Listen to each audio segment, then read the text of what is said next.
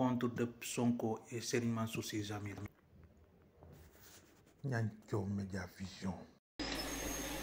C'est la première de nos priorités. La deuxième de nos priorités, c'est la gestion des ressources naturelles. À l'époque, j'ai dit au président, demande défi du benchmarking, au niveau du Pérou. Je venais du Pérou. J'ai visité 2 fois le Pérou en 2015, ou bien 2016, dans une mission de la Banque mondiale et du Fonds monétaire international. Le Pérou, le pays minier par excellence, il y a toutes les mines du monde. Il y a le soleil des mailles. Mais ces gens-là se sont rendus compte, on travaille de telle sorte que cette bénédiction-là n'est pas une malédiction.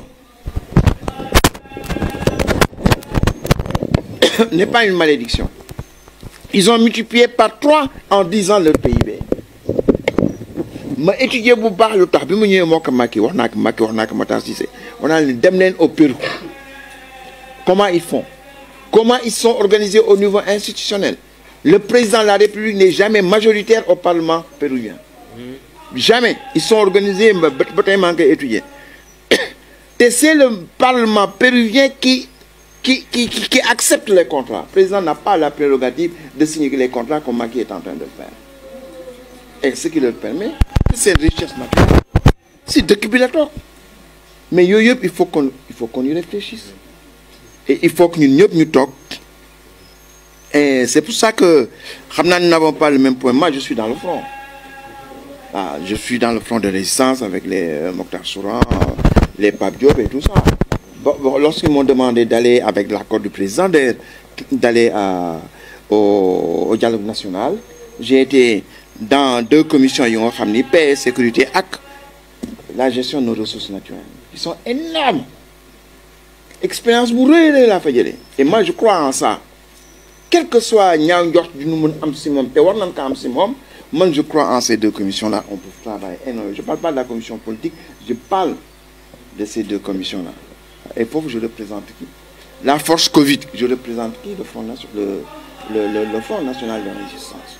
Et il nous faut reprendre l'ensemble de ces débats. On a fait un travail formidable au niveau du dialogue pour ces 2 commissions. Moi, je crois en ça. Il faut qu'on s'assied.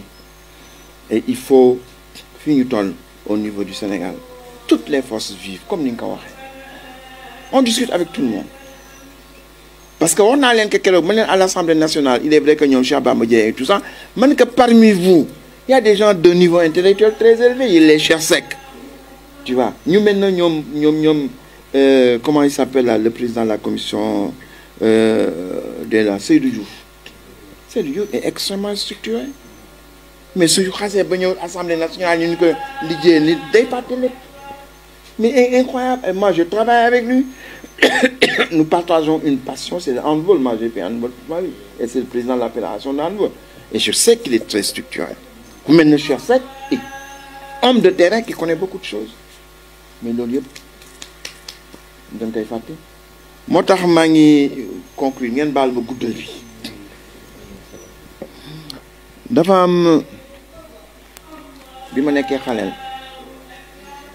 En 1960,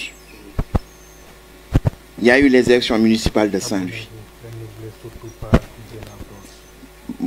Les gens du pays se sont soulevés. Nous le palais du gouverneur en 1960. La prison de Saint-Louis était à côté de chez moi. Le jour de leur sortie, il y avait Lamine Sow, Majmoud Diop et Madi Kewad. Je suis allé là-bas avec les gens du PAI qui étaient dehors, tels que Wad Mawad, qui a été mon instituteur, l'ancien entraîneur de l'équipe nationale. Il y avait David Traoré et il y avait Litigan Bedi. Madame Fofu, les gens du PAI distribuaient une photo de Majmoud Diop. C'était derrière chez moi la prison. Je suis et puis, tu as bien défendu sous la photo de Majmoud. Il y a une essayé à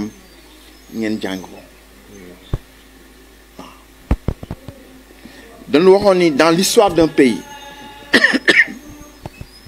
ce sont toujours une heure très grave entre autres, qui fait se dresser dans un élan à la fois enthousiaste et irréductible tous les fils du peuple parce que la terre des aïeux est en danger.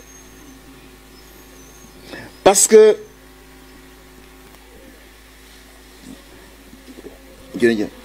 la vague de honte qui monte risque d'éclabousser à jamais les fronts des générations mortes, vivantes et à venir.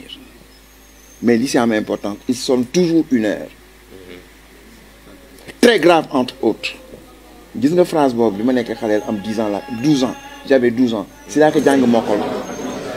Phrase boobu moomu yóbbu nekk j'attendais cette heure.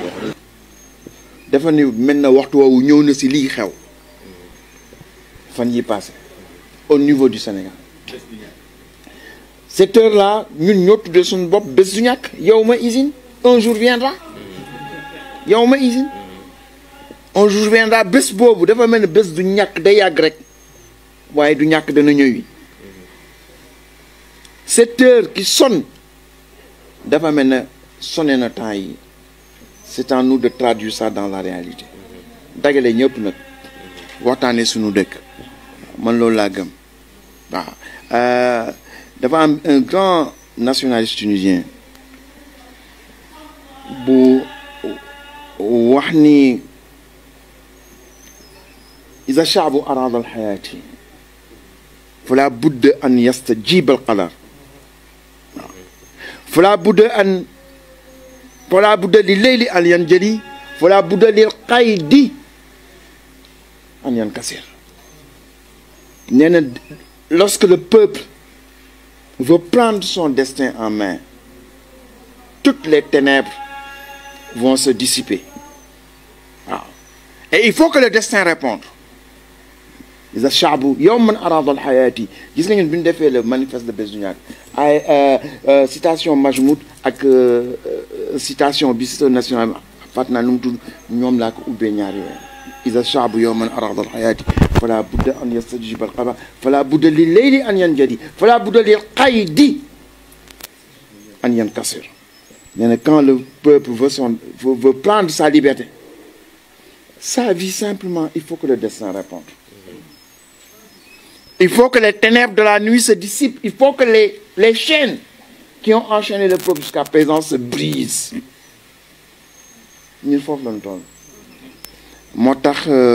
C'est un sentiment que j'ai eu lorsque j'avais 12 ans. En lisant, je n'étais pas militant du pays. Comme il y a eu ce n'était même pas les Majmout, mais ça m'a magoudara. Il y a les Minongo. Si Dara dit que Seigneur Mamour, mon don sama magoudara. Nous avons parlé de la bêtise policière. Nous avons fait ben bado bu taxaw xam sax lu PI ñu japp yow man mu naqadima ma mom don sama protection biñ koy libéré man dem fa mom fa yóbbu ñeen yóbbu mais ñu jox ma lolu ma lire que mu dëppog lu nga xam ne lii moom laa gëm. J'aurais bien aimé que xale yi jàng phrase boobu essayer que réfléchir noonu gis les anciens du PAI ou bien même am na sama ay copains yu nekk au niveau du PIT ñoom mën nañu effectivement retrouver ça parce que si jamono jooju doon donc Mach c'était un très grand homme gis nga sama sëriñ bi ma jàng alxuraan tous les ans xaru tabaski am Majmout Diop la ko tuddee woon sëñ Mamou Ndiaye xale yi daara ji ay sëtam lañu ñoo yore daara ji moom moo ma jàngal moo jàngal Maodo si moo jàngal xalif bi le xalif général des Tidianes moo jàngal Mansour bi doon def discours yi au nom du calife l'autre jour waaw ñun ñoo bokkoon benn sëriñ bi ñu jàngal sëñ Mamou Ndiaye moo jàngal sëñ Cheikh bi nga xalif bi mooy taawu sëñ Mansour bu am daara ji ñooñu nag seen maam jàngal nu ñoo yore daara ji centre d'excellence waaw amul bu mel na moom fii à Dakar waaw donc ñun foofu loolu la ñu gëm moo tax nous croyons à la pertinence de ton combat, du combat de PASTEF. Il va falloir réunir les conditions pour une jonction dans l'intérêt du pays. Le Sénégal a aussi des ressources humaines. Déjà, les ressources humaines qui étaient dans les délégations des califes, d'un niveau très élevé en arabe et en coran. La facilité dans le rendu de leur discours. Des gens très bien formés dans les meilleures universités de Azhar et musulmans. Avec les ressources humaines que nous avons partout au Sénégal. C'est presque un crime. Qu'on n'essaye pas de créer les conditions au moment où nous avons maintenant les moyens de notre développement, c'est-à-dire le pétrole et le gaz et toutes les mines, yàlla jox nu ko dañu war toog ku nekk fàtte boppam moo am des gens yu nga xam ne li leen itteel mooy le bonheur du Sénégal loolu rek mooy problème bi. Dans cette précarité-là, l'élite prédatrice qui, depuis les indépendances, a tout détruit. Mais il est grand temps que nous taxaw. Et les gosses nous ont montré le chemin. Passe-passe bob. Détermination bob. Après avoir analysé xalé lañu mais li ñu jotta dundu ñu jott ko gis tax na ñon to ñu bañ. J'espère que le président de la République ni que sëñ Habib sama Abdou waxee na seetaat boppam man j'ai un parcours avec lui bu nga xam ni je fais partie de l'équipe de conquête xanaa nit su fexee ba nga falu xanaa soo nee bëgguma nga daanu nga war ko gëm je fais partie de l'équipe de conquête son échec c'est également mon échec c'est pour ça qu'à chaque fois que je le vois dama ne ko gis nga président teggil sa tànk lii du jëm tey su ko jox loolu laa koy wax ma ni que tegal yépp ci suuf benn accusation ba def Sonko dindi ko les gens qui sont emprisonnés libérez-les tous sans exception waaw ba pare nag on met tout autour d'une table on discute waaw man daal c'est ma position.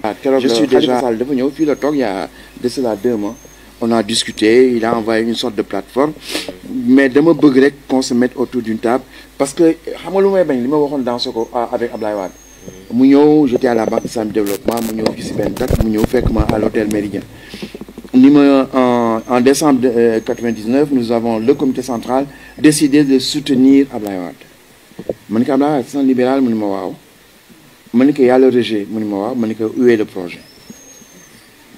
Qu'est-ce que vous voulez faire avec Ablaye Wade? Il y a le rejet, mais où est le projet? Aujourd'hui aussi, nous n'allons pas nous contenter d'un rejet. Il nous faut un projet comme ni nga ko waxee pour transformer le Sénégal. Waaw parce que le peuple ne va plus l'accepter. Na Abdou Diouf dem dégage mu dem ñu ni Ablaye Wade mu def pire que Abdou Diouf. Waaw ñu ñëw ni Ablaye Wade dégage mu dégage ñu indi Macky Sall. Léegi suñu taxawee nii ne Macky Sall dégage le peuple va nous demander le bilan des alternances passées donc il faut qu'aujourd'hui fi nga xam ne fa la ñu taxaw mu wóor nu ni li nu bëggal Sénégal fii rek dañ ko mën a amee toutes les fils de la patrie taxaw parce que la terre des aïeux est en danger. Wasalaamu aleykum wa rahmatullahi taala wa barakatuh. Abonnez-vous à la chaîne qui vous ressemble et qui vous correspond.